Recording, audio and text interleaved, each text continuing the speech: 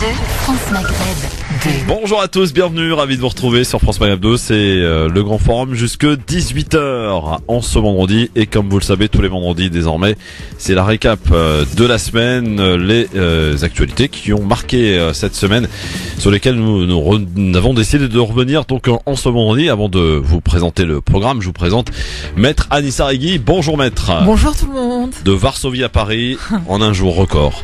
Alors c'est bien Varsovie ?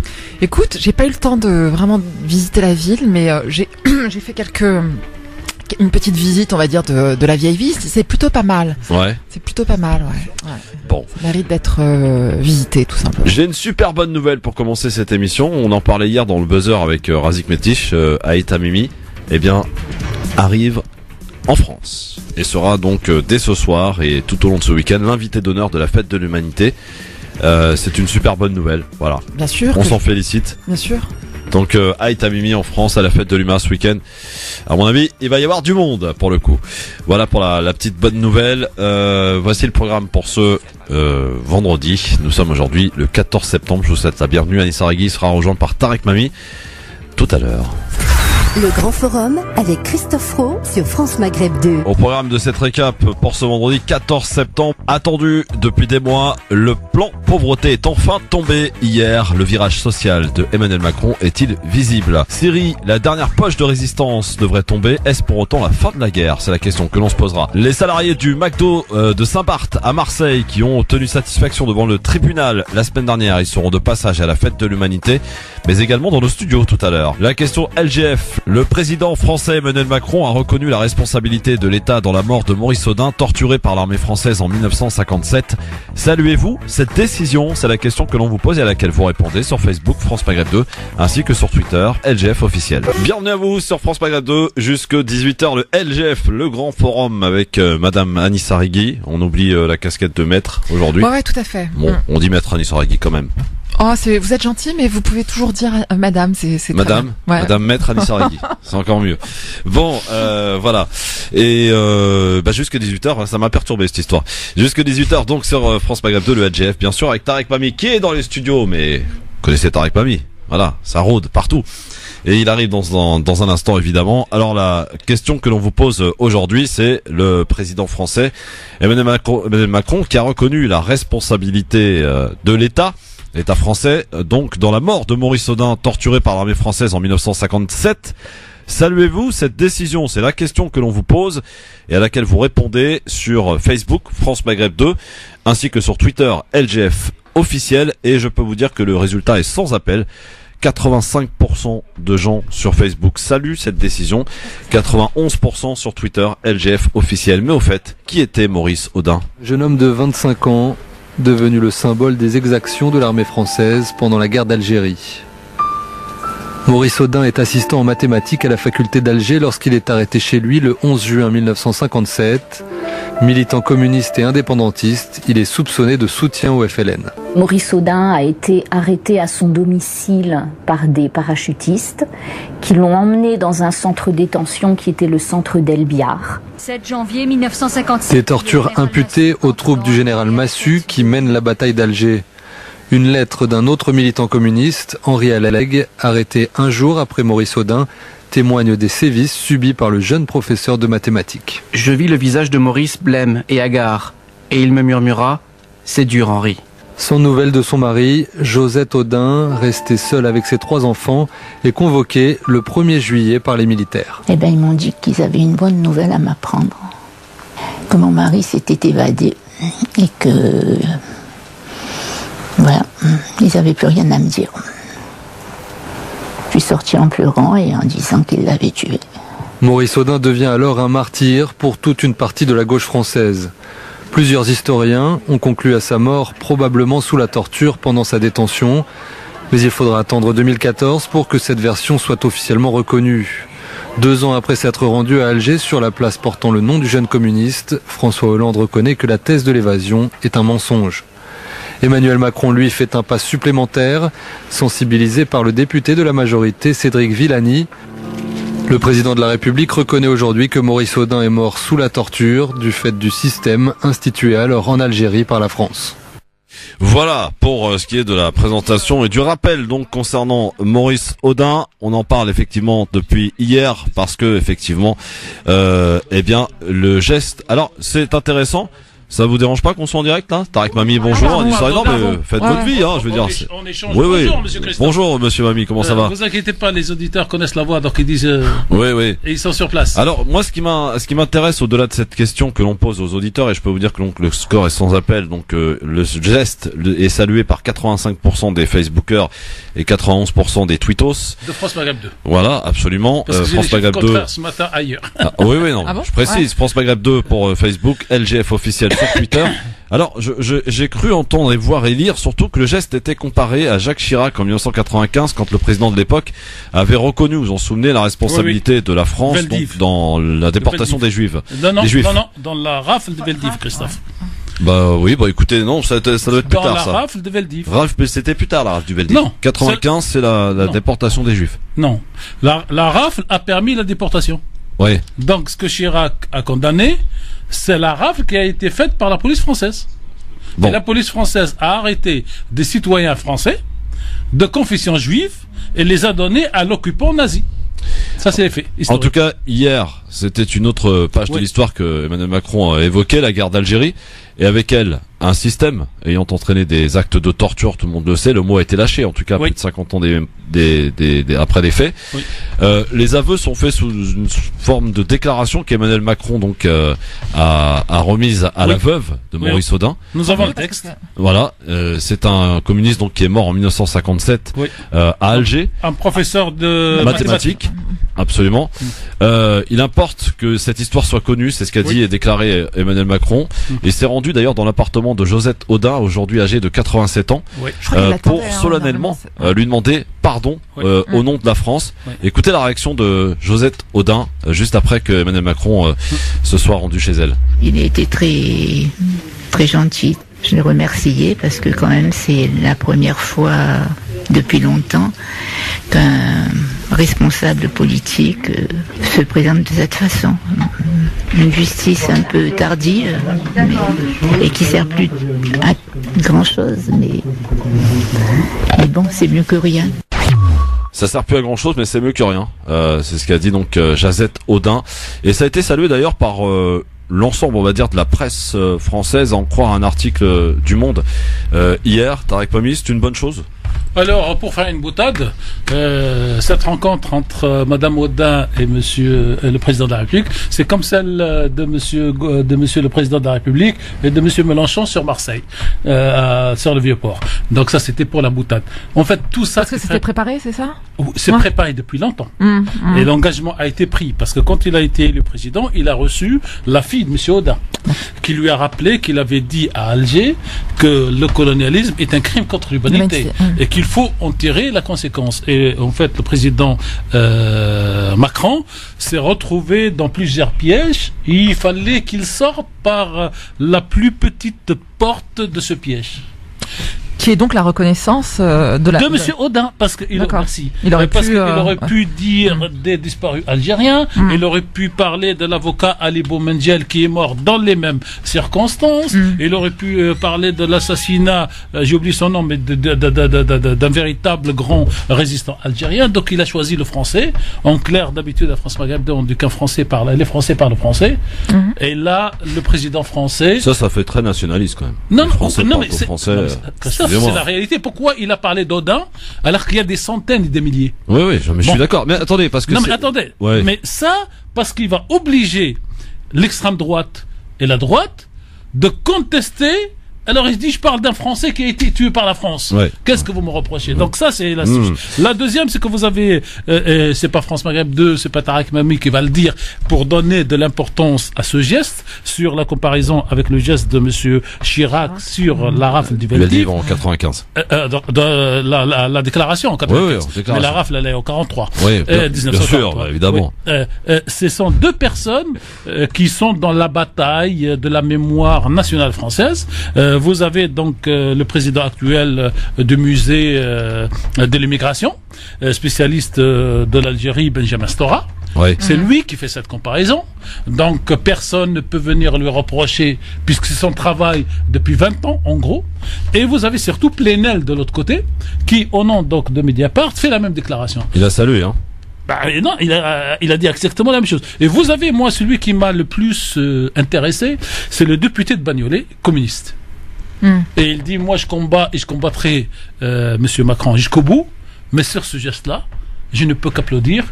Et il le précise, et c'est le député communiste qui le dit. Donc voilà l'importance de ce geste. Peut-être que le député communiste le fait parce qu'Oda était communiste, mais en tout cas pour la France, c'est un très grand pas pour effacer la mémoire coloniale, en tout cas pour commencer à tenter de l'effacer. C'est-à-dire que Macron, avant la fin de son mandat, ou un autre président plus tard qui n'est pas né pendant la guerre d'Algérie, pourra aller plus loin sur la colonisation et le crime contre l'humanité. Et dernière surprise, et j'arrête là sur M. Oda, c'est M. Philippot, ex-Front National, qui applaudit, parce qu'on lui dit M. Le Pen est contre, il dit nous ne sommes pas de la même génération. M. Le Pen a assisté à cette guerre et a participé. Moi, je suis né bien après. Et moi, ce qui m'intéresse, c'est comment les gens en France, les Français, peuvent accepter. Alors, il faut signaler quand même que on va pas se contenter de ça, parce que le geste d'Emmanuel Macron donc, est qualifié d'historique, hein, car le président n'a pas seulement reconnu la responsabilité de la France dans la mort de Maurice Audin. Dans la foulée, il a également promis l'ouverture des archives sur le sujet des disparus pendant cette guerre d'Algérie. Et ils sont plusieurs milliers, hein, des Français, des Algériens, civils ou militaires. On ne sait pas combien d'ailleurs exactement, ni dans quelle proportion. Ce sont les disparus de la guerre d'Algérie, comme la version officielle considérée jusqu'à ce jeudi, Maurice Audin, ce dont on a perdu trace, mais dont le destin se trouve peut-être écrit dans les archives françaises justement, dont l'accès est jusqu'à présent très restreint, Tarek. 2 éléments.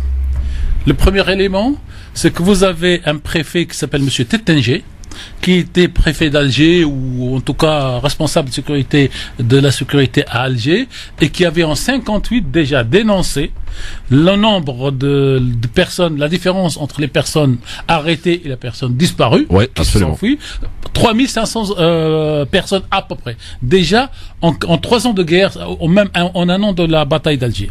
Et vous avez, faut lire les sources, Ossarès écrit, ou il écrit son livre, il reconnaît donc les meurtres, mais surtout, avant de mourir, il se fait interviewer pour un livre posthume par un journaliste. Qu'est-ce qu'il dit? Il dit, nous avons tué Maurice Audin à coups de couteau. Oui, il a reconnu en effet avoir pour qu'on puisse dire que c'est les Arabes qui l'ont tué. Parce que les Français tuent avec les balles. Donc, on a tous ces éléments d'information. Ce qui manquait, cher Christophe, et jusque-là, c'est que l'État français, la République, parce que l'État, ça renvoie à Vichy, pour ceux qui suivent l'histoire, la République reconnaisse. Et il faut lire le texte, on le mettra sur Facebook de France Maghreb 2, il faut lire le texte du président de la République remis à Madame Audin. C'est un texte d'une subtilité juridique extraordinaire, parce qu'il ne parle pas de la République dans sa globalité, il parle d'un système légal qui a permis. Et en droit, le système légal n'est pas la République. Il nous refait le coup de Vichy, n'est pas la France, mais tout en assumant. Donc c'est extraordinaire. Ce texte, il faut vraiment le lire pour comprendre, parce que on a tendance, quand on écoute on écoute la radio, on regarde la télé, on lit la presse, à dire geste extraordinaire. Mais dans les détails, et pour les historiens, c'est pas aujourd'hui, c'est dans 50 ans, dans 100 ans, ils auront des grains à moudre pour remonter et pour bien expliquer tout ça. C'est extraordinaire comme texte. Le Emmanuel Macron commence donc ce qu'on appelle une dérogation générale, concrètement, hein, tous les fonds des ministères de la Défense, des Outre-mer, des Affaires étrangères et de l'Intérieur. Vous sautez là de Audin Non, toujours par rapport à l'annonce de Macron. Oui. Ils seront accessibles donc par rapport à ces archives. Vous parlez des archives. Donc. Oui, absolument. Très bien, ok. Donc plusieurs limites cependant. Hein. Pas question de déclassifier tout ce qui concerne la guerre d'Algérie. Ce serait trop sensible. Hein. Seuls sont concernés donc les archives portant sur les disparus. C'est important à signaler. Il faudra du temps, en tout cas, avant qu'elles ne soient disponibles. Du temps. Les archivistes vont devoir les isoler du reste des documents et une commission définira le périmètre de cette dérogation générale. L'intention d'Emmanuel Macron, en tout cas, c'est de le rendre suffisamment large pour que les historiens, mais également les associations ou encore les familles y aient accès. Une volonté, en tout cas, affichée que le règlement de l'affaire Audin serve de symbole pour aller plus loin et que le travail de mémoire puisse, j'allais dire, se poursuivre ou peut-être même commencer. Tout à fait. Alors en fait, c'est une dérogation dans la dérogation. La guerre d'Algérie est quelque chose de monstrueux dans l'histoire de la France. Et il est difficile à des gens qui ont encore des contacts avec ces 50 dernières années, ça se réglera dans un siècle et demi. Pourquoi c'est une dérogation dans la dérogation? Parce qu'en général, les archives sont ouvertes à partir de 50 ans après la commission des faits. Alors après, on peut prolonger à 70, on peut prolonger à 100, et la guerre d'Algérie va dans ça. Par contre, il y a eu, cher Christophe, une première grande dérogation, et nous y allons directement puisqu'il s'agit des événements du 17 octobre 1962 ici à Paris. Ces archives-là ont été 61. Ces archives-là ont été ouvertes relativement tôt, mais aux chercheurs, aux universitaires et pas aux associations. D'où donc les livres, les nombreux livres qui ont été faits par c'est pas Inaudi aussi. Non, c'est pas Inaudi, c'est un autre qui était devenu spécialiste de 7 octobre. Donc c'est comme si la France avait honte, la France, j'allais dire politique, avait honte de sa mémoire et qu'elle préfère sortir en saucissant petit bout par petit bout, en espérant que quand on fera la totalité de ce qui s'est passé comme horreur en Algérie, j'allais dire les mémoires seront déjà prêtes. Je refais, si vous permettez, Christophe, si on a encore 2 minutes, un banc sur une mosquée à Alger qui s'appelle la mosquée Ketchawa. Pourquoi? Parce que c'est exactement de la même chose et à ce jour la France n'en parle pas. Cette mosquée Ketchawa est une mosquée qui a été construite par les Ottomans qui occupaient l'Algérie avant 1830. Elle a été construite en gros en 1640, refaite en 1770. Et cette mosquée Ketchawa en turc, ça veut dire la place de la chèvre, parce qu'en face de la mosquée il y avait la chèvre. Et la France, le colonisateur français, quand il va arriver en 1832, donc, il choisit une église et il choisit une mosquée à transformer en église avant de commencer à construire ces églises. Et cette mosquée Ketchawa lui apparaît comme l'une des plus belles. Et donc il négocie avec les chefs musulmans pour la récupérer, il s'oppose. Et pour qu'ils ne perdent pas la mosquée, 4000 Algérois se sont barricadés à l'intérieur de cette mosquée. Ketchawa, 4000 personnes, 1832. Et le duc de Rivoire, ou je sais pas quoi, en tout cas un duc, a décidé de prendre cette mosquée. Il a massacré 4000 personnes donc sur les 3-4 jours, et il a récupéré cette mosquée pour la transformer en église et après en cathédrale. C'est-à-dire que les épisodes de l'horreur de la guerre d'Algérie sont tellement nombreux que peut-être une fois que la boîte à Pandore va s'ouvrir, qu'on va parler de ça, de ci, et puis je vous passe ce qu'on appelle l'enfumage. L'enfumage, cher Christophe, c'est quand les citoyens algériens de l'époque voyaient venir l'armée, et ils se cachaient dans des cavernes ou dans des trous dans la montagne, et quand quand le général arrive et il voit qu'il y a des traces humaines et qu'il n'y a personne, qu'est-ce qu'il fait? Il enfume la totalité de la caverne ou dans la montagne, et s'il y a 300 personnes ou 50 personnes, c'est pas son problème. Et donc c'est pour ça que, Christophe, la reconnaissance de l'assassinat, on peut le dire aujourd'hui en français dans le texte, dû à la torture, l'assassinat, parce qu'avant c'était la disparition, je sais pas quoi, et quelque chose d'extraordinaire pour ce président Macron, qu'il faut saluer sur ce point-là, peut-être pas sur d'autres, mais qu'il faut saluer parce qu'il appartient à une génération qui n'était pas dans la guerre d'Algérie, qui n'était pas concernée, comme d'ailleurs qu'il appartient à la même génération que nous, Anissa.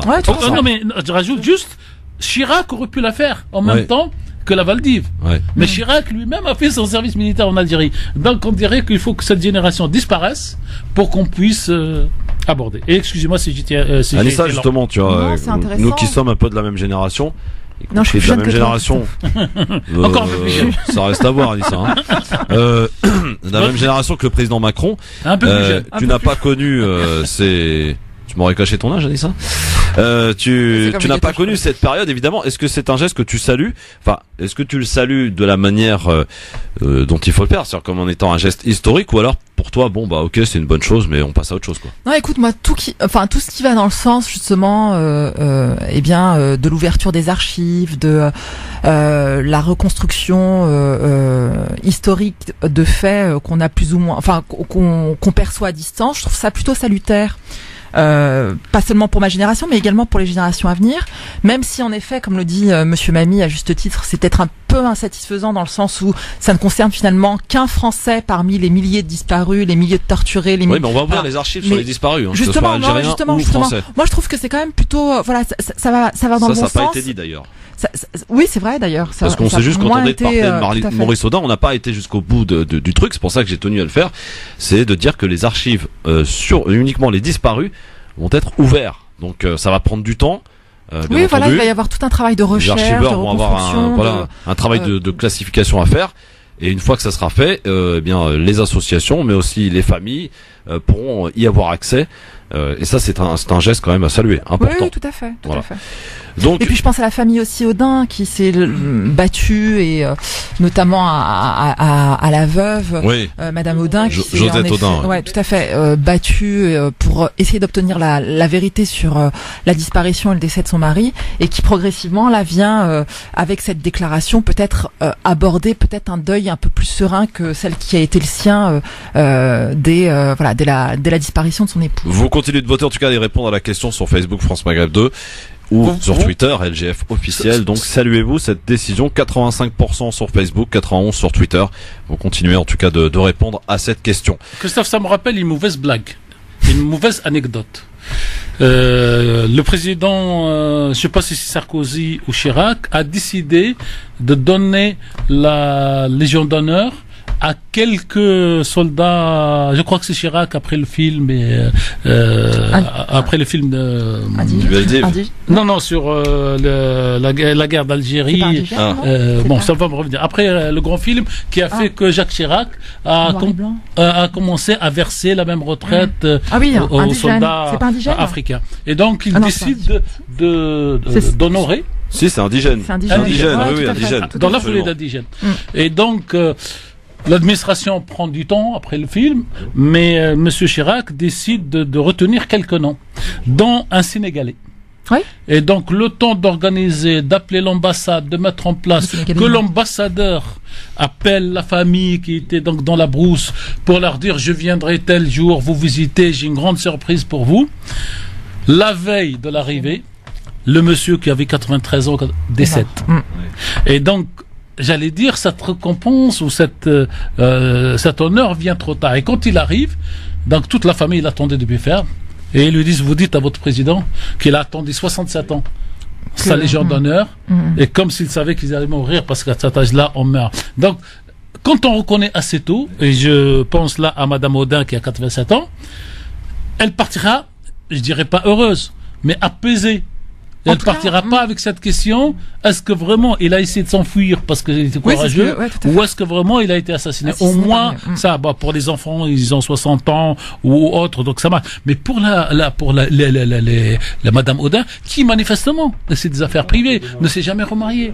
Oui, tout à fait. Et restée dans la mentalité d'avant, j'allais dire. Non, mais même, c'est toute la question de l'absence qu'on peut pas expliquer. Non, mais elle s'est pas remariée pour tourner une page, donc Madame Audin a 87 ans, pour moi, elle partira à peser, je dirais pas. Et donc, c'est pour vous dire, Christophe, que ce geste, pour moi, est vraiment un geste qui va à la fois rompre, mais il va ouvrir 3 portes, parce que d'ici quelques mois, le président va parler des harkis, et va faire pratiquement la même reconnaissance, mais il va dire que les Algériens ont tué 100 000, mais j'allais dire à la limite ça concerne les Algériens, mais il va reconnaître le rôle de la France de ne pas avoir défendu ces harkis, qui étaient en quelque sorte... En tout cas, je précise qu'Alger a salué le geste. Entre guillemets. Alger a salué le geste d'Emmanuel Macron. Et d'ailleurs, les deux présidents se sont entretenus par téléphone, dit-on. Je sais pas s'ils se sont bien compris, mais ils se sont entretenus en tout cas. Vous savez, quand j'ai créé justement une radio pour les handicapés et non-voyants, et on s'est retrouvé dans les studios avec un non-voyant qui parle et qui lit donc le braille sur l'ordinateur, et un sourd-muet qui voit mais qui ne peut faire que les gestes. Et pourquoi vous parlez de ça à propos de, alors qu'on vient juste de parler de Macron et de Bouteflika? Comment ils communiquent au téléphone? À la limite, dans la même salle, moi je veux bien, mais par téléphone, ok. Et donc des ingénieurs non-voyants ont créé un logiciel qui permet la communication entre les deux. C'était extraordinaire. J'ai assisté à la première, un sourd-muet donc qui lit ce qu'on lui dit. Ça paraît mal barré au départ.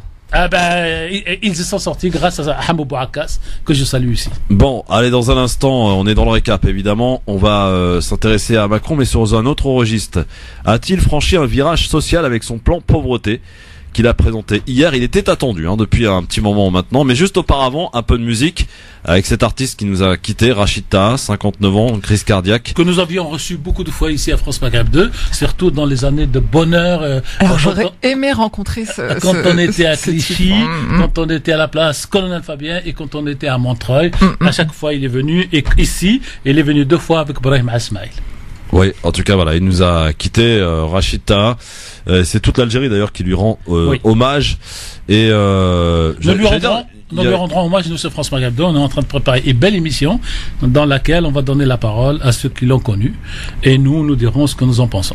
Dans un instant, donc, on s'écoutera Barbès. Oui, Barbès, c'est pas très loin d'ici, ça tombe bien. Juste après la pub, et le grand forum se poursuit avec, bien entendu, le plan pauvreté. Et tout à l'heure, évidemment, vous pouvez intervenir, chers amis auditeurs, 01 40 33 9000.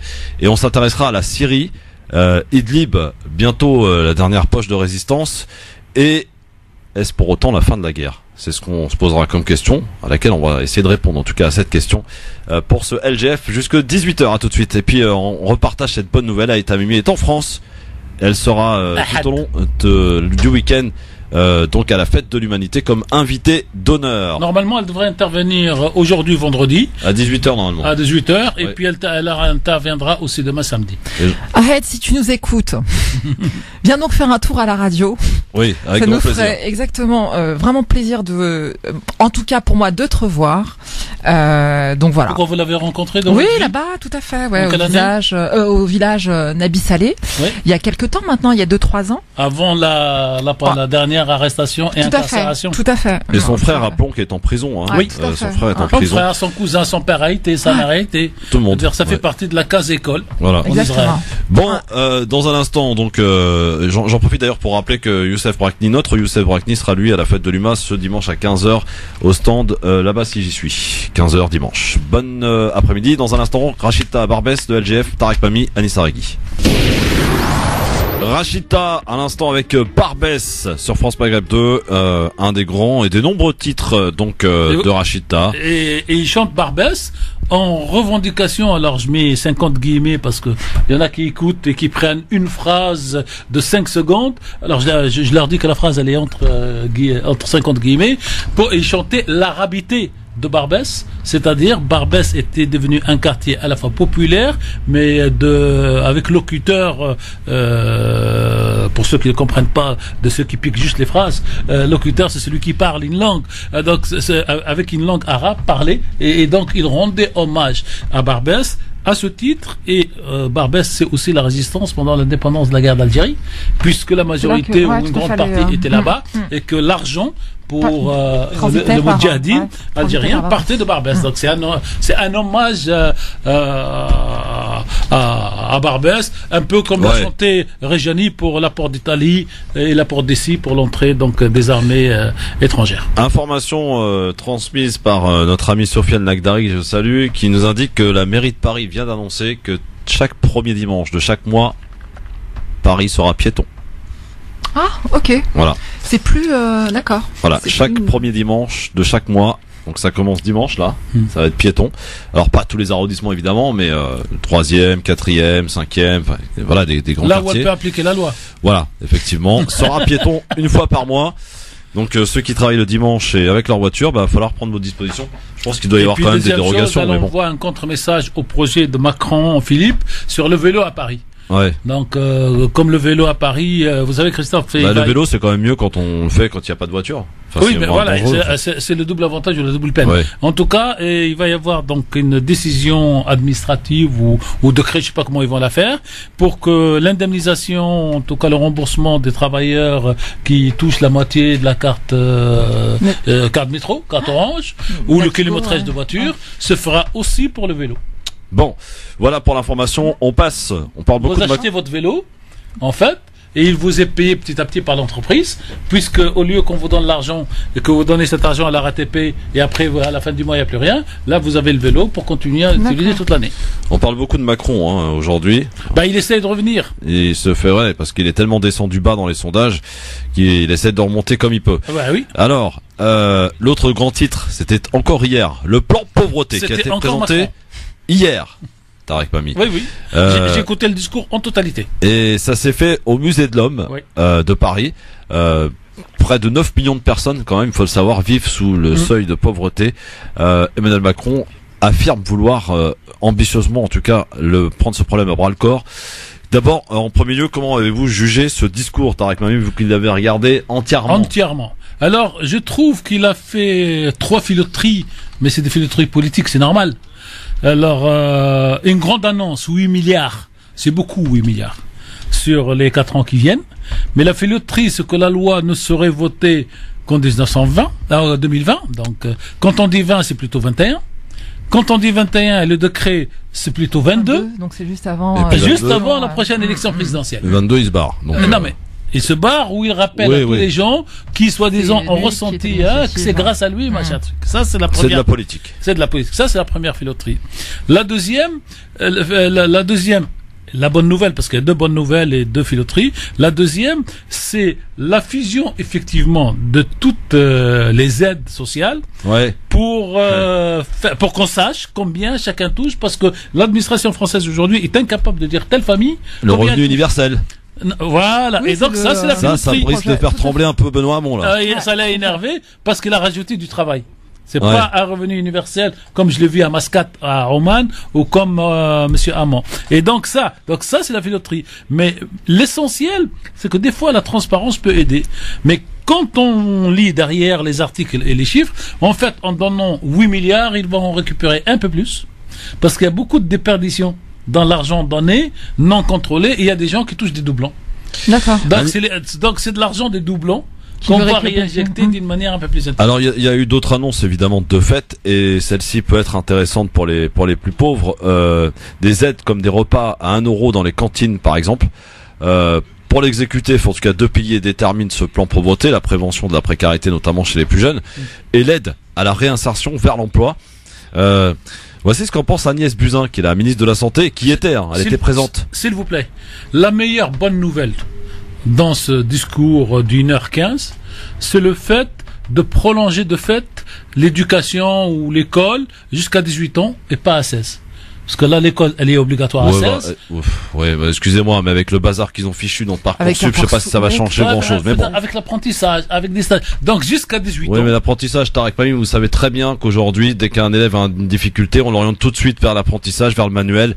On connaît très bien le rôle des conseillères de désorientation. Aujourd'hui, c'est une catastrophe. Cher Christophe, à 16 ans, ces gamins se retrouvent dans la rue. Est-ce que vous préférez qu'ils soient dans la rue? Non, mais ça, c'est des généralités. Vous faites de la généralité, ça. Qu'on diffère. C'est vrai que là, pour le coup, je rejoins un peu Christophe, parce que j'ai le sentiment qu'on diffère finalement la mise à la rue de ces gamins. Parce qu'avec Parcoursup, excusez-moi, mais c'est vrai que, voilà, c'est un foutoir pas possible. C'est lamentable. Il y a encore des élèves aujourd'hui qui n'ont rien. Tout à fait, qui n'ont rien. Qui sont obligés d'accepter des vœux qui ne sont pas les leurs, ou en tout cas, les derniers vœux qui ne sont pas les leurs. C'est vrai que j'ai le sentiment qu'on diffère finalement la mise à la rue de ces... Mais quand quelqu'un sort dans la rue à 18 ans, vous pensez qu'il est mieux armé?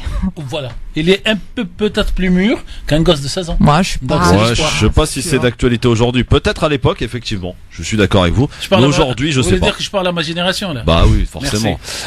Agnès Buzyn, vous voulez l'écouter, la ministre? Elle y était. Donc, pour assister à ce discours. Elle était même habillée en rouge. La ministre de la Santé, écoutez. Elle avait une belle veste rouge. Il y a une complexité d'accès aux aides, il y a une complexité au retour vers l'emploi, et plus le temps passe, plus il est difficile de revenir vers l'emploi. Donc ce plan vise à accompagner très vite les personnes au RSA dès le premier mois. Et l'autre pilier de cette stratégie, c'est de miser très tôt sur la petite enfance, la jeunesse, pour leur donner les outils pour s'en sortir dans la vie, pour qu'ils acquièrent les compétences, qu'ils puissent apprendre correctement, qu'ils aient accès aux droits fondamentaux, l'alimentation, le logement, la santé. C'est très important pour nous. Agnès Buzyn, là, très important, mais pourtant loin d'être suffisant. Cet effort annoncé auprès des plus jeunes, c'est l'avis du directeur général du Secours catholique, Bernard Thibault. Il faut faire plus, dit-il, précisément sur les points que la ministre de la Santé vient de souligner à l'instant. Écoutez Bernard Thibault, avant de répondre à cette question, est-ce que Emmanuel Macron a franchi le virage social ? On entend aussi ce souci auprès des jeunes, peut-être pour nous insuffisant. On voulait et on continue à plaider vraiment pour un accès à un revenu minimum pour les jeunes de 18 à 25 ans qui aujourd'hui souffrent vraiment grandement de la pauvreté. Alors on entend une extension de la garantie jeune, mais aujourd'hui ça nous paraît insuffisant au niveau des jeunes. Il a très peu parlé du logement. Aujourd'hui c'est quand même le gros problème du logement très social qui fait aujourd'hui que les personnes aux minima sociaux ont un reste à vivre insuffisant pour vraiment aussi se mettre dans une démarche d'accompagnement vers l'emploi. Il s'agissait du directeur général du Secours catholique Bernard Thibault, réagissant donc au plan pauvreté annoncé hier par Emmanuel Macron, plan d'un montant de 8 milliards d'euros. Un candidat à la présidentielle pourrait proposer de faire ce revenu universel minimum pour effectivement les jeunes de 18 à 25 ans. Je pense qu'on n'y trouvera pas scandale. Peut-être que c'est pour tout le monde c'est très difficile. Tel qu'il est présenté, peut-être qu'il n'est pas bon. Mais les 18-25 ans qui quittent l'école ou qui sont au fac, c'est vrai qu'ils ont des difficultés et qu'il faudrait que la société, sur redistribution, c'est pas de la charité, puisse les aider à arriver à 25 ans, parce qu'à 25 ans, on est un peu plus mûr et on doit trouver du travail ou être dans le chômage. 8 milliards d'euros sur 4 ans, je précise, oui. C'est pas sur une année. Ce que je dis, ça fait partie de la philosophie que je vous ai expliqué. Oui. Alors Anissa, est-ce que le président Macron a effectué un virage social qui lui manquait bien, parce que l'étiquette de président des riches commençait à un petit peu peut-être à lui coller à la peau? Écoutez, moi je reste quand même très perplexe, Christophe, Monsieur Mamie, sur ce fameux virage social de Macron, quand on sait les mesures anti-pauvres qu'il a mis en place depuis son quinquennat. C'est la raison pour laquelle moi j'appréhende les choses avec beaucoup de circonspection. C'est pas du tout nouveau ce concept de revenu universel. C'est pas lui qui l'a porté. Du travail. Du travail. Les 1 euro pour le petit déjeuner, on en parlait à l'instant avec Monsieur Mamie, les 1 euro pour le petit déjeuner à la cantine, je trouve ça scandaleux. Moi je pense que en effet pour les élèves, c'est pas, on n'a pas à faire payer les parents pour un petit déjeuner à la cantine. Ça devrait être gratuit. Donc si vous voulez, si je devais détailler avec précision ces mesures-là, je trouve que je sais pas, je vois ça avec beaucoup de circonspection. Ça me laisse perplexe en réalité. Tarek, est-ce que le virage social Macron a été franchi? Non. Le président de la République, comme il nous vend, et en même temps... Donc ça, c'est pas du côté de bâbord pour lui, c'est toujours tribord. Non, c'est un espèce de rattrapage, parce qu'il a deux expressions et on ne comprend rien à la mentalité complexe, comme il dit lui, de Monsieur Macron, quand on ne le met pas face à face. Il a sa phrase en même temps, c'est-à-dire l'un et l'autre, et il a sa phrase, le deux pieds pour avancer. Et la superberie intellectuelle qu'il a faite hier, qui apparemment n'était pas écrite dans les discours, parce que nous reçoit les discours en tant que journaliste, c'est comment il a bondi pour rattraper le premier de cordée. Parce que en juin, le premier de cordée, c'est lui qui réussit. Et aujourd'hui, le premier de cordée, ça devient celui qui a l'obligation de tenir le câble, ou le cordon, ou la corde quand on monte sur les montagnes, pour que le dernier puisse monter. Donc, il a essayé de faire des choses, mais je pense que fondamentalement, c'est un libéral. Fondamentalement, on est tous d'accord là-dessus. Mais fondamentalement, il pense que les hommes sont nés avec les mêmes chances, même quand ils naissent dans des milieux différents, un milieu pauvre, un milieu riche, parce que la volonté, ça aide, et il croit au système américain, où beaucoup de gens comme Trump, comme d'autres, sont devenus milliardaires, alors qu'ils sont nés dans des familles pauvres. Donc, quand on a cette vision-là, fondamentalement, on peut mettre un peu de vernis, on peut améliorer, on peut faire des choses. En fait, on met des pansements sur des blessures, quoi. Oui, c'est du vernis, mais on ne peut pas... Sans y mettre le désinfectant qu'il faut avec. Si vous voulez, pour les images, moi, ça ne me gêne pas. Mais ça ne change pas fondamentalement la manière de penser, et ça ne tend pas vers ce qu'on pourrait appeler, malheureusement, l'égalitarisme, parce qu'on l'a pas dans les gènes. Donc, être égalitaire, on l'a dans ses gènes. pour faire culturel, sociaux, religieux, tout ça. On l'a pas. Et quand on l'a pas, je veux pas encore suivre tous les tweets qui suivent, mais vous avez dans beaucoup de pays du monde des sondages qui démontrent que les plus pauvres sont les plus grands donateurs. Absolument. Dans l'aide solitaire par rapport aux riches. Et par exemple, en Angleterre, ceux qui donnent les plus, ceux qui sont les plus forts, ce sont les musulmans. Et je ne citerai pas les autres pour les classer. Mais en tout cas, les musulmans qui sont pauvres sont dans la solidarité, j'allais dire instinctive. Parce que quand il y a un morceau de pain et qu'ils sont trois, ils disent qu'il faut que chacun mange un petit peu. Alors que ceux qui ont l'habitude de manger du caviar, ils regardent quelqu'un, ils lui disent, il a qu'à le bosser. Ça tombe bien, c'est pas bon.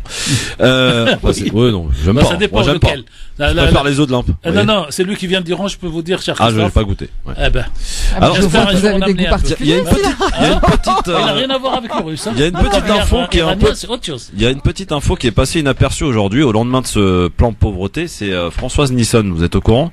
La ministre de la Culture, qui en parlant de la redevance, ne sera plus payable à la seule condition que vous ayez un poste de télévision. On va déconnecter le fait d'avoir un poste de télévision chez soi pour payer la redevance. Bah oui, avec les smartphones qui se sont multipliés. Mais c'est déjà le cas. Donc tout le monde va la payer maintenant. Non, mais Christophe, je sais pas comment les gens parlent et comment. C'est déjà le cas.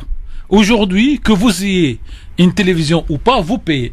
Si vous ne voulez pas payer, vous écrivez une lettre à l'administration et votre porte doit être disponible, ouverte, en gros de 6h du matin à minuit. Parce qu'à n'importe quelle heure... Pour vérifier si vous avez une télé. Hein? Pour vérifier si vous avez une télé. Sauf que là, mais non, c'est là où justement je veux en venir. C'est que maintenant, le fait d'avoir une télé n'est plus la condition pour payer ou non la redevance. Ça aussi, c'est déjà fait. Oui. Parce que ça, on appelle ça la taxe deuxième écran.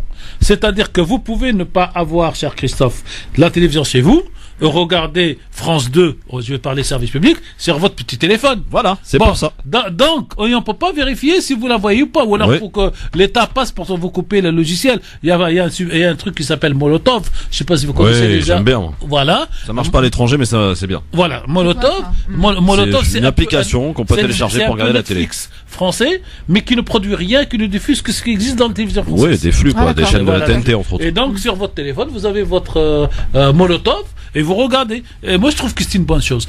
J'ai été aussi à ça il y a 3 jours pour une conférence de presse sur l'avenir des médias, le numérique et tout ça. Et tous les journalistes qui connaissent ce métier rappellent qu'en Angleterre et en France, en Angleterre, en Allemagne et dans les pays nordiques, il y a une taxe qui est payée par tout le monde, qu'il ait ou qu'il n'ait pas la télé. Mais à la fin de l'année, quand vous recevez donc le montant 100 €, 120, vous avez l'explication. Vous avez 2 pages qui vous disent vous avez payé tant.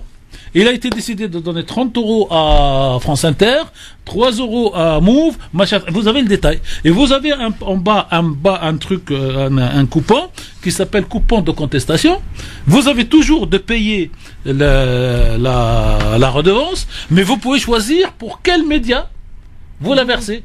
Donc, par exemple, si tout le monde en France, tout d'un coup, signé, il faut la donner à Arte, ben, peut-être que ça changerait. Mais ça, c'est très intéressant parce que c'est pas tant payé, en effet, la redevance. On paye Arte, parce que même si on la regarde pas, on estime que Arte peut aider à la compréhension. Bon, vous avez donc ça va venir dans le débat sur la loi sur l'audiovisuel qui va devenir début janvier, qui concernera la télé, la radio et ce qu'on appelle le numérique hors radio, hors télé. Ouais. Ça forcera peut-être en effet quelques chaînes de télévision actuelles à améliorer le contenu de leurs émissions et en faire plutôt un industrie. Les chaînes publiques. Oui, voilà. Non, pas forcément. Les chaînes publiques font ce qu'elles peuvent. Les chaînes privées font ce qu'elles veulent en même temps. Oui, c'est vrai. Mais donc elles n'auront pas d'argent puisque elles n'en ont pas besoin. Oui, il n'y a pas de redevance. Ah oui, il n'y a pas de redevance pour les chaînes privées. Donc c'est uniquement les chaînes publiques. Les chaînes publiques entre radio et télé. Donc vous dites je préfère donner à France 24. France 4 qui va disparaître d'ailleurs. France 24. Oui, France 4 et une 5 ou je sais pas quoi vont disparaître. Et TF1 hier a fait un communiqué pour demander de ne pas réattribuer les fréquences pour pouvoir donc tenir le coup économiquement. Et ainsi France Info TV passerait sur le canal 14 en remplacement de France 4. Un grand débat, mais moi je suis pour. Oui. On en parlera quand ça arrivera, mais moi je suis pour. Oui. Alors, vous avez remarqué un truc dans l'actualité de cette semaine, on a beaucoup parlé de ce rapport de Hakim El Karoui de l'Institut Montaigne. Et hier, alors qu'on débutait les assises territoriales à Paris, plus un mot. On ne sait pas trop ce qui s'est passé, ils se sont réunis, ils ont fait des ateliers. Je veux vous expliquer, Christophe, je l'explique à tous les auditeurs. La presse Je vais faire simple. La presse communautaire a été interdite de présence dans les assises. Ah bon? Oui. Alors attendez, ça c'est une information importante. Je vous la donne. Oui. Et je suis en train de faire ce qu'il faut derrière. Parce que attendez, qui organise ces assises territoriales? La préfecture. La préfecture de Paris. La préfecture, le préfet de Paris. Le préfet de Paris et le préfet de région de Paris. Exact. Parce que dans toutes les autres villes, vous avez une préfecture de région et des préfectures de département. À Paris, les deux sont cumulés. Parce que Paris, c'est à la fois une région, Île-de-France, et une préfecture. D'accord. Et moi, j'ai écrit depuis une quinzaine de jours, depuis la rentrée, que faut faire simple, du temps de Cazeneuve, la presse en général et la presse communautaire, on est 6, on est 4 en fait, à se déplacer. On était invités à toutes les réunions et on a été même invités. Je le confirme, j'y étais.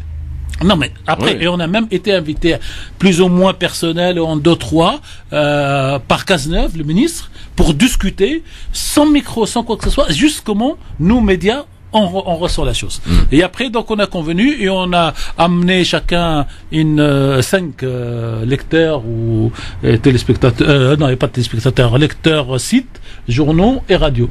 Et quand France Maghreb 2 était bien situé à l'époque auprès des idées qu'on défendait, on était une vingtaine, Christophe, une quinzaine minimum, quoi. Et on a passé un samedi après-midi pendant 3 heures avec un ministre assis et une soixantaine de personnes qui lui posaient les questions, mais comme dans la rue. Et c'était extraordinaire.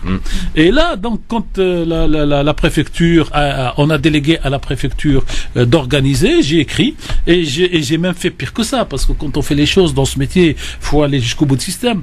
Dans la circulaire du ministre actuel, M. Colomb, il dit, vous convoquerez bien sûr, vous inviterez bien sûr tous les responsables des mosquées, mais vous ferez attention pour inviter également tous ceux issus de la culture musulmane que vous estimez comme ayant réussi dans le domaine économique, culturel ou je sais pas quoi encore. Et il rajoute un peu plus derrière, les réussites doivent mettre en valeur dans cette discussion.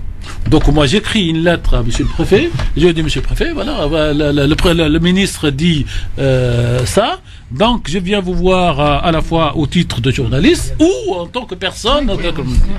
Et je reçois la veille à 16h un mail d'un mec emmerdé, parce que j'ai plusieurs au téléphone, qui me dit clairement l'administration a décidé que la presse ne fera pas partie, ne fera un communiqué, on vous l'envoie. Et effectivement, il n'y avait aucun journaliste, il y avait 3 journalistes, parce que tout se sait aujourd'hui, il y avait 3 journalistes, mais qui ne se sont pas présentés comme journalistes sur la liste, mais comme des membres d'associations. Bon, et moi je refusais d'y aller comme membre d'association, parce qu'on me l'a proposé aussi, et donc je peux vous dire que la presse... Peut-être qu'ils avaient peur qu'il y avait un Benalla infiltré dans une des radios. Comment ? Peut-être le préfet a eu peur qu'il y avait un Benalla qui soit infiltré dans une des radios. Tariq Mami n'est pas encore Benalla, il n'y a pas encore des tweets qui sont sortis. Et donc, moi, j'ai protesté, je veux continuer à protester. Et pour moi, c'est un problème, non pas d'arabes, non pas de musulmans, mais de liberté d'expression dans ce pays. Donc, qui va traduire ou qui va transmettre, parce que je vous donnerai le communiqué, il n'y a rien dans le communiqué. Le communiqué, ça me rappelle la presse arabe de 1970. Le président tunisien et le roi de Jordanie se sont rencontrés. Et ils ont échangé sur les questions essentielles qui concernent les deux pays. Des ateliers, etc. Vous avez tout compris. Ok. Et donc, ils ont interdit la presse de présence et quelques fonctionnaires étaient emmerdés. Mais toute la presse ou seulement la presse? Toute la presse. Officiellement, officiellement, il n'y avait pas de presse. Ah oui, donc il n'y a pas de discrimination pour le coup là, c'est toute la presse. Sauf que, je veux dire, quand on discrimine par le bas, on peut discriminer par le haut. Parce qu'en dehors du journal La Croix, en gros, qui s'occupe de ces problématiques d'organisation de l'islam, tous les autres, ils ont les dépêches AFP, ils ont ce que vous voulez. D'ailleurs, aujourd'hui, il n'y a rien dans la presse. Alors. Et donc, en ce qui nous concerne, nous, à France Maghreb 2, on portera la mauvaise parole ou la bonne parole, là où il faudra, autant de nécessaire, jusqu'à la fin du mandat de M. Macron, parce qu'on ne peut pas demander comment nous, on va parler des assises d'hier. Bien sûr, s'il n'y a pas de présence. En dehors des infos off, et j'en ai eu beaucoup, et je remercie toutes celles et tous ceux qui m'ont alimenté, parce que j'étais au courant, j'allais dire, grandeur, en temps réel. En temps réel, quoi. Mais, c'est quoi ça? Vous me posez, Christophe, là, officiellement la question, qu'est-ce qui s'est passé aux assises? On n'en sait rien. Je sais pas. Officiellement, j'ai un communiqué, qui dit, le premier préfet a parlé, le deuxième préfet a parlé, et il y a eu 2 ou 3 positions, puis au revoir, fermer le banc. Mais il faut boycotter quand c'est comme ça. Tout ce qui est en train de se faire. Moi, je fais ce que j'ai à faire. Je sais pas si mes confrères des autres médias écrits, Internet, ont fait quelque chose ou pas, mais chacun assume. Et moi, je suis. Bon, on Par dira un contre, petit une mot. bonne nouvelle, il y a quelqu'un qui a parlé qui a pris la parole pour remettre en cause l'émission de télévision de France 2 le dimanche, pour dire, comme le CFCM ne sert à rien, cette émission non plus ne sert à rien, parce qu'elle la représente qui? Pour qui mandate, qui paye, d'où vient l'argent? Les mêmes questions. Et donc cette émission va être aujourd'hui mise sur le grill. Ouais, on attend les annonces. Alors, dans un instant, on dira quand même un petit mot sur ce qui a fait l'actualité de la semaine, c'est le rapport Hakim El Karoui. Il a fait non seulement l'actualité dans la presse mainstream, mais aussi dans la presse, j'allais dire, enfin dans la réaction aussi intracommunautaire. Rachida, Douce France, et je sais pas d'ailleurs si vous avez écouté hier Jack Lang, le président de l'Institut du monde arabe, qui connaissait bien Rachida, nous a expliqué qu'il a été et qu'il a eu un rôle facilitateur dans les droits de cette chanson avec à l'époque Charles Trenet, à l'Assemblée nationale, ça s'est fait. Ils étaient tous les trois ensemble. Voilà, donc il nous a expliqué que voilà, à son petit niveau, il a essayé de faciliter que Rachida puisse faire et interpréter cette chanson Douce France. Le LGF, le grand forum, jusque 18h sur France Maghreb 2, Aïta Mimi est bel et bien en France. Elle est actuellement d'ailleurs à la fête de l'humanité. Et elle est à l'invité d'honneur, donc tout au long de ce week-end, beaucoup signé la fête de l'humain pour le coup cette année. On était en train, avant de la pub, de parler du rapport El Karoui, qui a fait couler beaucoup d'encre dans les médias cette semaine. Un rapport qui tombe à point nommé, j'ai envie de dire. El Karoui est un proche de Macron, ça c'est un secret pour personne. Il entend peser donc dans la réflexion qu'entend mener Emmanuel Macron concernant l'organisation du culte musulman en France. Moi, la première question que j'ai envie de lui poser, je lui poserai, quelle est sa légitimité pour parler de ce sujet-là, qui il est pour venir effectivement nous apporter des sujets, nous sortir des noms, nous dire que le salafisme gangrène finalement l'islam de France. Dans son rapport il y a des noms, alors je vous en citais deux pour juste illustrer un petit peu le parallèle, Siam Asbag et Islam Info, mais il y en a évidemment beaucoup d'autres. Je vois pas le rapport entre ces deux personnes. En fait, ils ont repris toutes les personnes qui ont à l'époque l'affaire Menel et l'affaire Tariq Ramadan ont retweeté, et donc tous ces gens-là sont considérés comme des islamistes. Deuxième question que j'ai envie de lui poser, qu'est-ce qu'un islamiste? Et aussi le fait que dans un livre, page 49, El Karoui, pardon Tarek, il a inventé un autre mot pire que ça. Oui, bien sûr, il en a inventé pas mal. Dans un livre, donc dans son dernier livre de El Karoui, page 49, toute personne qui porte le voile ou qui mange halal est considérée comme une personne islamiste. Voilà, ça c'est El Karoui dans le texte. Alors le rapport en lui-même, Tarek, vous l'avez parcouru, il est très long, je sais pas s'il y a beaucoup de monde d'ailleurs qui l'a lu entièrement. Je l'ai lu dans la nuit. 600 pages, non? 77 pages. Ouais, 600 pages. Moi je préfère la version abrégée. Non mais en fait la version light ne correspond pas aux 617 pages, parce que la version light est comme une petite présentation universitaire sur l'histoire de l'islamisme, et par exemple dans la version light il n'y a aucune des propositions qu'il avance, surtout qu'en réalité quand on a lu ce texte, je peux affirmer avec certitude qu'il n'y a aucune nouvelle proposition par rapport à son travail de il y a 2 ans, en 2016, où il y avait les mêmes propositions. Vous voulez dire qu'il a repris les mêmes choses? Il a repris, mais il les a vraiment enrobées. Alors, d'abord, bravo à lui pour le travail intellectuel qu'il a fait sur cette question.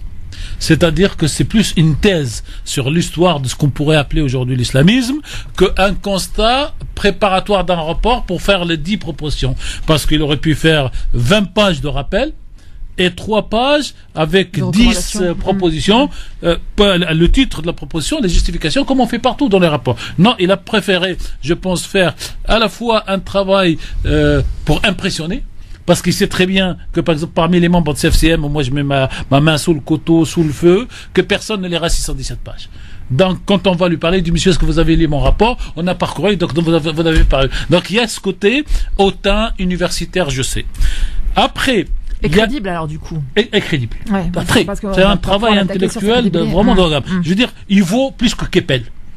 Il vaut plus que Burga. Il vaut plus que les 3 ou 4 qui se disent spécialistes de l'islam, islamologues. La légitimité, Tarek, la légitimité de ce monsieur. Une seule, Christophe. Quand on est citoyen en France, on a toutes les légitimités pour faire le travail dans n'importe quelle direction. Toi, vous avez demain la légitimité d'écrire sur le judaïsme ou sur le sionisme. Votre qualité de citoyenneté est en soi la première légitimité. Parce que quelle est la légitimité de M. Chalroumi pour parler de cet islam, lui qui est sur tous les plateaux? Aucune. Bon, alors, donc, si c'est aucune... Alors pourquoi maintenant? Pourquoi maintenant? Pourquoi le rapport sort maintenant? Parce que c'est le troisième rapport. C'est de l'opportunisme. Christophe, c'est le troisième rapport que M. Le Karoui, en gros, fait. Oui. Et il a fait un rapport en 2016 dans la même teneur. Et il a sorti un livre qui s'appelle L'Islam est une religion française, au mois de mai de cette année. Et il sort ce rapport. Ce rapport, il travaillait dessus. Vous avez, le 28 juin de cette année, le ministre de l'Intérieur, M. Colomb, envoie sa circulaire et il dit il faut que toutes les réunions se passent, en gros, pour qu'il y ait une synthèse avant la fin septembre. Vous avez, comme tout le monde, les invitations et la mise en place de toutes les assises. Et vous avez l'assise la plus importante, c'est celle de Paris, qui s'est tenue hier. Et donc, une semaine après, pour faire le buzz et pour vendre ses idées, ben, il publie. Mais il aurait pu le publier 15 jours avant, mais on était au mois d'août. Il aurait pu le publier 15 jours après, mais il aurait fait un flop. Donc, c'est un bon timing pour quelqu'un qui a travaillé longtemps. Ça, c'est sur la forme. Sur le fond, moi, je lui poserai 2 questions. 3, je les ai préparées. La première, c'est votre rapport. OK. Vos propositions. OK. Une fois que vous montez votre nouvelle association AFIM, Association Française pour l'Islam de France, c'est comme ça, comment vous faites pour récupérer l'argent? L'argent est donné par les gens le vendredi après-midi dans 3000 mosquées. Vous allez envoyer 3000 gendarmes tous les vendredis tenir la caisse? Donc, quand on fait des propositions, en général, surtout dans l'économie, on propose, même si ça marche pas, on propose le mode de recueil. Ce mode de recueil n'est pas proposé ni dans la taxe halal, ni dans la taxe pèlerinage. Alors, par exemple, vous pouvez dire que sur le pèlerinage, moi, si j'étais son conseiller à lui, au président, ou dans une discussion, vous dites que les agences donc déclarent le chiffre d'affaires, centralisent ces chiffres, et c'est sur ces chiffres ils reçoivent, comme pour la TVA, de la part de cette association. Donc il n'y a aucune mesure pratique. Pour faire le résumé. Déjà, sur le principe, je trouve que c'est quand même scandaleux de vouloir... Non, c'est pas scandaleux. C'est qui est scandaleux, cher Anissa. Oui. C'est scandaleux, c'est qu'il y a 3 mosquées qui disposent, sur 3200 salles de prière, 3 seules disposent du label viande halal. À quel titre? Ça, c'est pas l'égalité républicaine. Ou toute salle qui s'ouvre a le droit à cette certification avec des conditions. Mosquée de Paris, mosquée d'Evry, mosquée de Lyon. Voilà. Ou personne n'a le droit. Déjà, celle-là, faut le casser. Je parlais surtout de la taxe, en fait. Je veux dire, c'est cette taxe, sur cette viande-là. Donc, il y a 3 mosquées qui prennent l'argent de la taxe halal. Et qui l'utilisent en dehors de toute transparence. Donc, ça, c'est la première. Donc, la question que je lui pose, vous avez fait des propositions pour la mise en pratique le 1er janvier ou le 1er juillet. Comment on fait? Faites la proposition. Ça, c'est la première. La deuxième, la question, comment se construisent les mosquées en France? Je vais mettre de côté l'argent étranger parce que tout le monde dit c'est très minoritaire. Donc ce sont les musulmans qui donnent l'argent pour construire la mosquée qu'on va appeler ça la mosquée Tour Eiffel, pour faire simple. Donc on est quelques milliers à donner de l'argent à la mosquée Tour Eiffel et il y a 4, 5, 6, 10, 20 personnes de bonne volonté qui construisent cette mosquée. Mais avec notre argent à nous, ils deviennent eux propriétaires de ce bien privé. À quel titre? Donc à partir du moment où les gens donnent, quelque part, tout le monde, tous ceux qui donnent devraient devenir propriétaires, au moins proportionnellement en termes d'action, pour que le jour de l'Assemblée, celui qui a donné 1000, il a 10 voix, et celui qui a donné 100 a une voix. Donc, en fait, la gestion de l'islam aujourd'hui, elle s'est faite comme ils ont appris en marchant. Les pays d'origine, principalement Maroc, Algérie, Turquie, ne veulent pas lâcher le contrôle. Le gouvernement français, au nom de 1905, n'intervient pas. Et la troisième question, c'est Christophe, que je vous demande d'avoir en tête, la classe politique française, comme pour Odin aujourd'hui, peut-elle expliquer pourquoi la loi de 1905 n'a jamais été appliquée en Algérie de 1905 à 1962? Parce que si la République avait respecté sa loi, dans les 3 départements français, depuis 62 et surtout aujourd'hui, on n'aurait pas eu ce problème parce que le problème a été réglé. Donc, à partir du moment où la République ne respecte pas sa loi, à partir du moment où des gens qui, avec l'argent des autres, deviennent propriétaires privés, à partir des gens où l'État français, par le ministre de l'Intérieur, avait le choix de donner 3 certifications halal par les autres, donc tous les systèmes revient à l'État de le corriger, quand bien même on parle de séparation de l'Église et de l'État. Sur le fait, quand même, Anissa, t'as pas lu le rapport, peut-être? Non, pas du tout. Mais c'est vrai que... Sur ce que l'on a entendu, sur ce qui a été fait, est-ce que c'est bien comme ça de nommer des gens dans un rapport pour situer une certaine idéologie, voilà. Est-ce que c'est une bonne chose ça pour situer, peut-être focaliser? Il y a pas mal de personnes qui ont été citées, il y en a beaucoup, beaucoup. Ben j'espère surtout que quelques-uns vont avoir le courage d'aller au tribunal tout à fait, pour dire ça c'est annoncé. Il y en a qui ont pour annoncé. Diffamation, ils ont 3 mois. Oui. Et il faut qu'ils aillent pour diffamation publique contre M. Karoui, et il faut qu'il vienne se justifier. Il aurait au moins eu l'intelligence de mettre ce qu'on fait quand on est passé sur son coup, de mettre la première lettre du prénom et la première lettre du nom, et ça fait NV, Alkan, ça fait AK, et puis après chacun se débrouillera. Mais dénoncer nominativement sur une vingtaine de pages des gens, moi je le condamne. Il faudra lui poser la question, à quel titre on nomme les gens, les personnes morales et physiques. C'est ça. Le salafisme apparemment est une gangrène. Alors lequel, Christophe? Je vous ferai. C'est le salafisme à la El Karoui, hein. Non, le salafisme, il y en a 3 au moins. Ok. Il y a le salafisme traditionnel qui veut dire reprendre la base et qui est, on appellerait ça la salafia. Oui, non, mais c'est le salafisme de grand-père. Oui. C'est-à-dire qu'il a appris, il transmet, c'est le salafisme. Vous avez le deuxième qui s'appelle le salafisme takfirisme. Oui, ça c'est le salafisme violent. Ah non, celui-là il n'est pas violent. Takfirisme. Oui, c'est le troisième. Wahhabisme. Non, le troisième c'est takfirisme djihadiste. Oui. C'est-à-dire qu'il y en a qui disent fais ça, l'autre ils disent si tu fais pas ça t'es pas musulman, et le troisième qui dit si tu fais pas ça je te tue. Donc de quel salafisme il parle?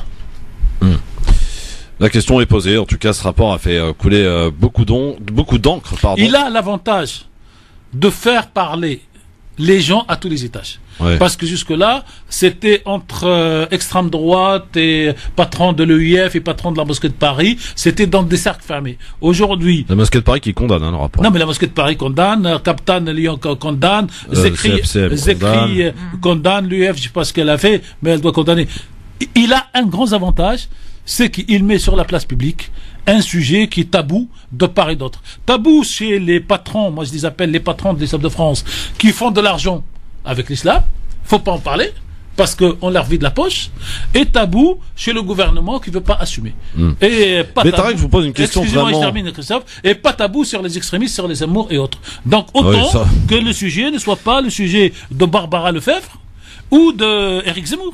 Tarek Mami, je vous pose une question, j'allais dire, une simple logique. Est-ce que c'est à l'État de s'ingérer dans un culte, en l'occurrence le culte musulman, pour soi-disant y remettre de l'ordre, ou peut-être orienter, comme l'État français, plutôt la vision d'Emmanuel Macron, souhaiterait que cela se passe? Là, est-ce qu'on n'est pas en train de créer une entorse à la loi de 1905 de la laïcité pour le coup? Est-ce que l'État s'est déjà ingéré dans l'histoire du judaïsme? Est-ce que l'État s'est déjà ingéré? Certainement oui, dans le catholicisme, mais pourquoi le faire dans l'islam de France? C'est vraiment un tel bordel de Tarek pour que l'État s'y en mêle? Cher Christophe, quand on connaît l'histoire de ce pays, on ne pose pas ce genre de questions. Napoléon a imposé l'organisation du judaïsme de France quand les judaïques étaient très très forts et ne voulaient pas. Oui, mais l'époque de Napoléon, ça vous aura pas échappé, c'était avant 1905. Non, je m'en fous du monde. Oui, donc la question de l'ingérence. Ouais. L'État français doit s'ingérer. Pour moi, Tarek Mami, ça m'engage, je l'ai écrit, je le réécrire. Il y a quelque chose qui va sortir dans quelques jours. Il faut qu'il s'ingère. Il faut qu'il s'ingère pour 2 raisons, Christophe. La première raison, parce qu'il doit assumer sa faute historique de non-application dans les territoires français de culture musulmane, c'est-à-dire l'Algérie, un peu outre-mer, bien que les situations sont parallèles, et il doit réparer la faute historique de l'État, comme il l'a fait pour Oda aujourd'hui, comme il l'a fait pour le Veldiv. Ça, c'est la première. Mais c'est-à-dire que vous êtes en train de dire en réalité que là il aurait fallu que l'État dans ses colonies impose un islam conçu par eux-mêmes, c'est ça? Enfin, j'en parlerai, c'est très compliqué. Ouais, il n'applique pas la loi de 1905. Non mais d'accord, mais ça veut dire quoi concrètement en fait? C'est-à-dire qu'il n'y a pas de séparation entre l'église, entre les mosquées et l'État, que c'est l'État qui nomme les imams, ce qui est interdit en France depuis 1905, qui a été mettre la main sur la fondation de musulmans à la Mecque pour le pèlerinage, et donc l'État, pour contrôler les citoyens musulmans, donc du centralisme, jacobinisme, comme il l'a fait en Vendée, gérait tout. Et alors Christophe, retenez aussi ces deux noms et ces deux dates, c'est pour ça que, y compris les mecs de CFCM, moi j'en vois beaucoup, c'est des amis, et je leur rappelle, je dis lisez, Iqra en arabe. En 1920, le petit-fils de l'imam de l'émir Abdelkader, il s'appelle l'émir Khaled, écrit une lettre au président, au premier ministre de l'époque, pour lui dire, monsieur, qu'est-ce que vous attendez pour appliquer la loi? Nous, Algériens, aujourd'hui Français, on te demande d'appliquer la loi. Aucune réponse. Donc l'État français doit s'ingérer pour réparer ses erreurs d'organisation. Deuxième chose, en 1935, vous admettrez que cette position n'est pas extrêmement partagée, hein? Par les patrons qui ont un gain aujourd'hui moral et financier de la chose. Par beaucoup de gens aussi, beaucoup de musulmans. Dans l'intégrité, beaucoup de gens, des musulmans, ne souhaitent pas que l'État se mêle de ce truc qui ne la regarde pas. Moi, je suis d'accord à discuter avec eux et pour la rappeler, c'est fait historique. Après, on verra. C'est comme tous ceux qui sont contre le calcul pour le Ramadan. Anissa. Non mais est-ce qu'il y aurait pas, je sais pas, par le terme ingérence, aussi la possibilité d'une dérive, c'est-à-dire que finalement on viendrait dicter l'islam acceptable par les autorités françaises, et on l'a vu notamment sur la question de voile, sur la question de tout ça, on viendrait dicter un islam acceptable qui ferait plaisir finalement aux... C'est ça. C'est ça, si vous voulez, la démarche dans ce que vous expliquez, moi elle me fait penser plutôt à cette dérive, monsieur Mami, c'est pas... parce que... Là vous êtes en train de parler de la gestion économique de l'islam. L'État ne doit pas intervenir dans le dogme religieux. Voilà. Mais l'État doit intervenir pour organiser. Mais elle est où la limite si on choisit Elle est simple. Elle est simple. Cette taxe halal, si elle est mise, elle doit être gérée par une association indépendante de l'État, c'est pas les impôts qu'elle recueille. D'accord, donc là on est sur le terrain économique. Maintenant sur sur le terrain de la formation. L'État ne doit pas s'ingérer dans le contenu de la formation, en dehors de celle de faire apprendre la langue française aux imams et de leur faire apprendre la culture française un peu, les notions de laïcité et les principes généraux de la France. Oui, ça, ils ne le savent pas. C'est pas au Maroc qu'on va apprendre ça. Non mais c'est d'accord, mais par exemple sur le principe de laïcité, vous entendez bien monsieur Mami qu'on n'a pas tous la même définition. Est-ce que c'est une laïcité telle qu'elle est appliquée aujourd'hui, qui est loin quand même du principe de la loi de 1905, qui va être finalement la ligne à suivre pour ces imams-là qui vont peut-être... Cher Anissa, enfin, c'est une question. Non, mais je me pose moi-même. Aujourd'hui, je m'avance. C'est que j'ai travaillé sur cette question. Moi, il faut parler. J'aime pas parler de moi. Mais moi, j'ai fait des études. Allez-y, monsieur. Non, mais moi, j'ai fait des études d'islamologie. Et c'était en 1985. Moi, ma thèse, elle porte sur l'existence de l'État arabo-musulman sous le prophète Mohammed. Est-ce qu'il était laïque? Ou est-ce qu'il était religieux? Ces gens aujourd'hui qui viennent nous expliquer l'islam, est-ce qu'ils ont fait au moins ces études? Je leur demande pas de partager mon point de vue. Je leur demande. Non mais on parle pas d'islam, on parle de la loi de 1905 justement. Enfin si, on parle d'islam, d'accord, mais je veux dire l'acception par exemple de la laïcité aujourd'hui, telle qu'elle peut, et je l'affirme, être dévoyée. Oui. Je partage. Voilà. Et je vous suis. Est-ce que finalement ça va pas être la règle commune si on accepte le principe que l'État doit s'ingérer, puisque c'est le mot qui a été utilisé, dans le culte musulman? L'État s'ingère telle que la loi a été écrite par M. Briand, parce que moi je conseille à tous ceux qui parlent d'islam d'aller lire la loi de 1905, et je mets au défi le pourcentage de tous ces responsables qui ont lu la loi, sur son principe, sur son fondement, qui ont lu la loi dans ses paragraphes pour l'application à l'étranger, et après, qu'est-ce qu'a dit, comment a défini M.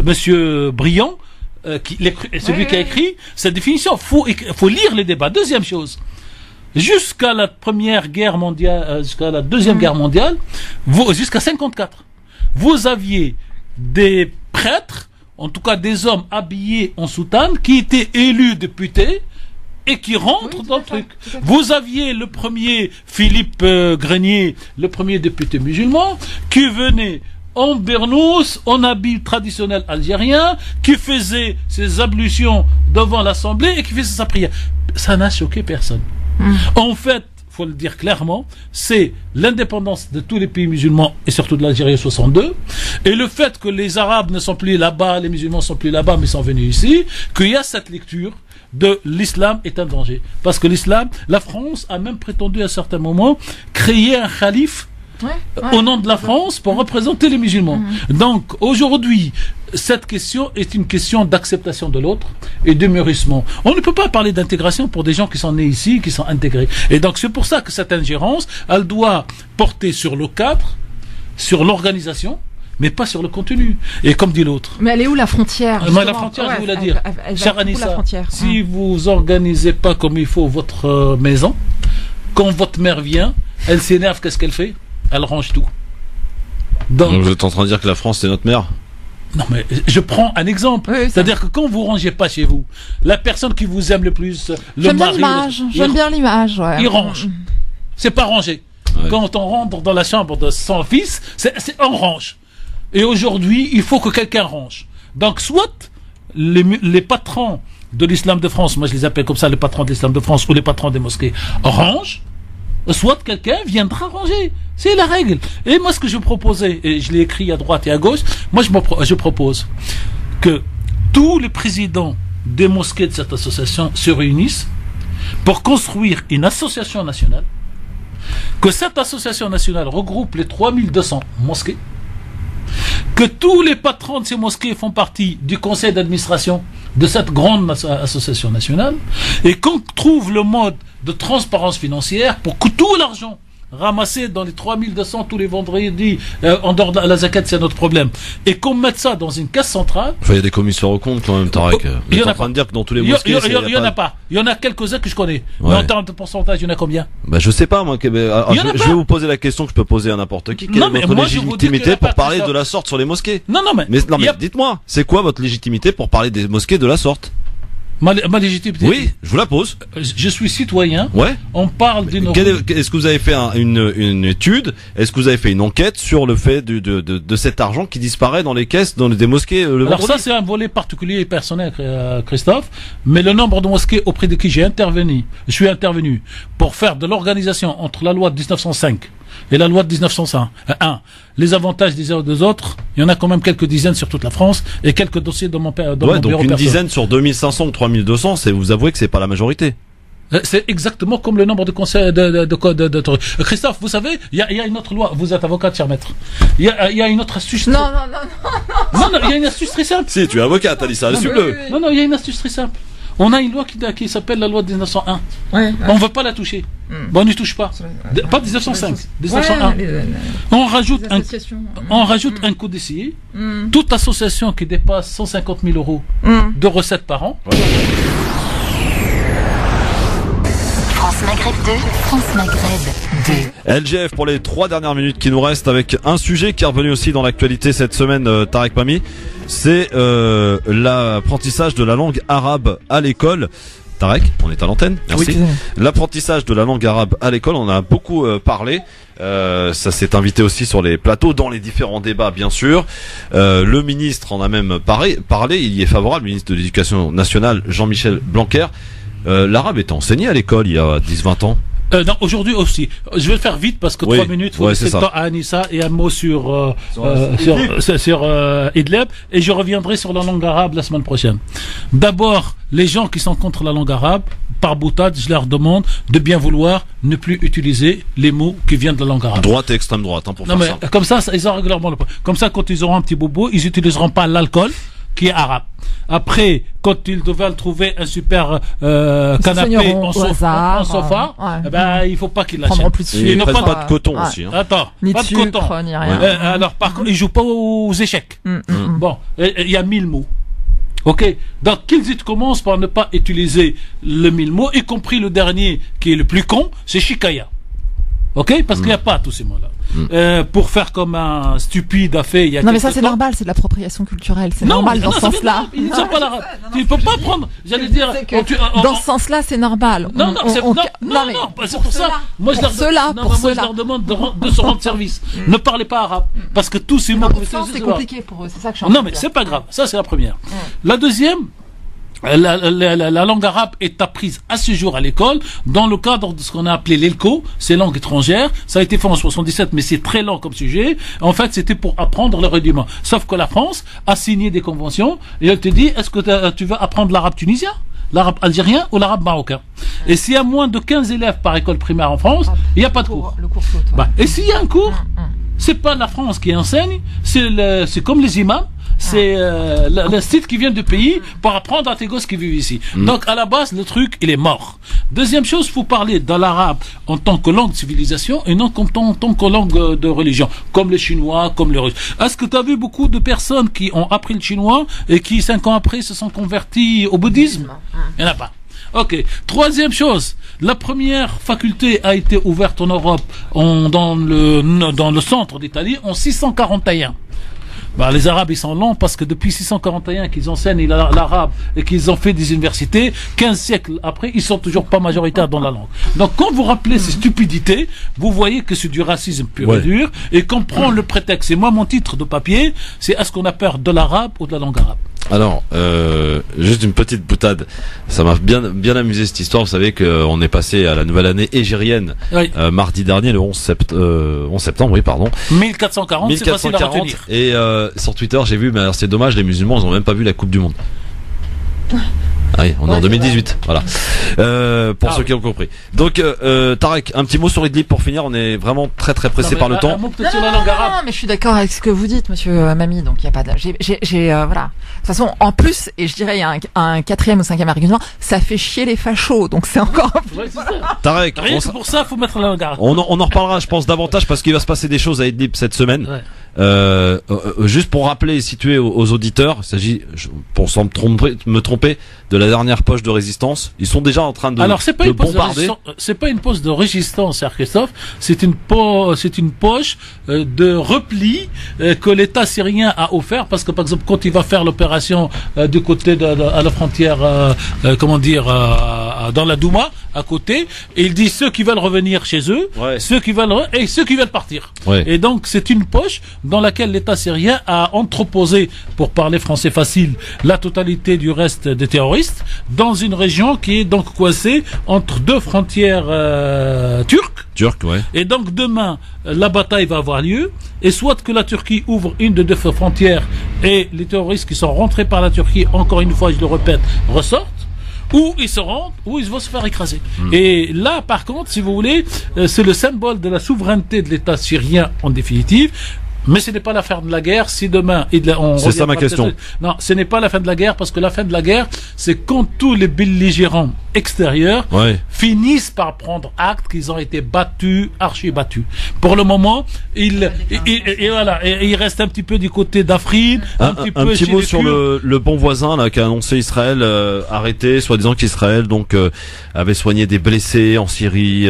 Du bon voisin, ça s'appelait le truc du bon voisin. Oui, ça s'appelle l'ennemi de mon ennemi et mon ami. Très bien, parfait, vous avez tout résumé en une phrase. J'aime quand vous êtes comme ça, Tarek Mami. Merci beaucoup, Tarek. Merci Anissa. Merci à la semaine prochaine, cher maître. Oui. Tarek également.